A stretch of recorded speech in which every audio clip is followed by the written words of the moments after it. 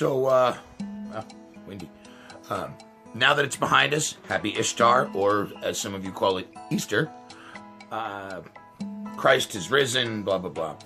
There's been some discussion recently about Christianity, radical Islam, and what it all really means. So, as an ordained minister, I figured I'd delve into it for a moment. Here's the reality. Your Bible, the thing that you swear that you read, calls upon you to be very, very violent. It calls upon you to smash the heads of the children of your enemies who won't accept His word. It allows for the rape of your daughter to be settled with a few heads of cattle. It calls upon you to stone your own children in a public square if you cannot prove their virginity. It calls upon your children to cover their heads lest they tempt the gods. So,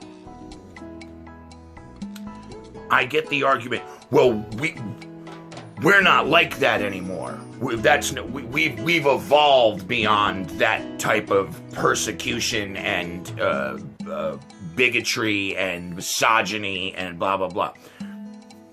Okay. You have. Ish.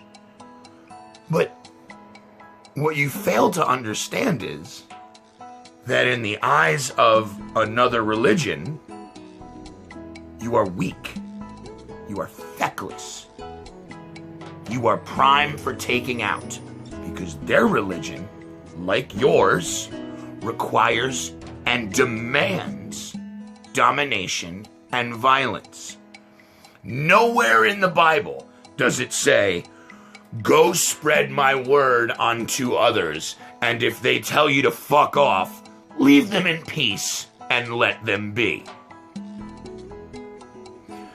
So, when you say radical Muslim Islam extremist, what you're really saying is devoutly religious.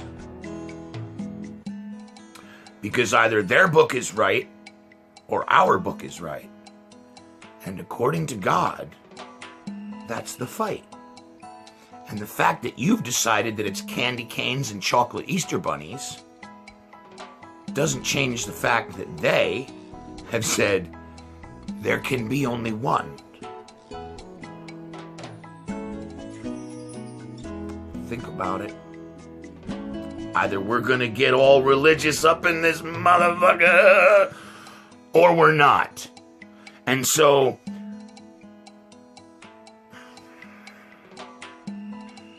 wow, that hurts. Listen, the word, the love, the message of love that we are supposed to, that supposedly Jesus brought to us, that we spread by force. I don't even understand how that works. But I am for forgiving our past as long as we admit our wrongdoings. But if we're going to actually move forward,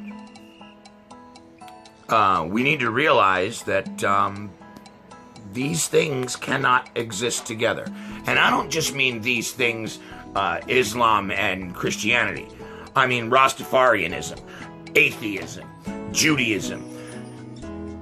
According to every single one of these scriptures, with the exception of paganism, there can be only one.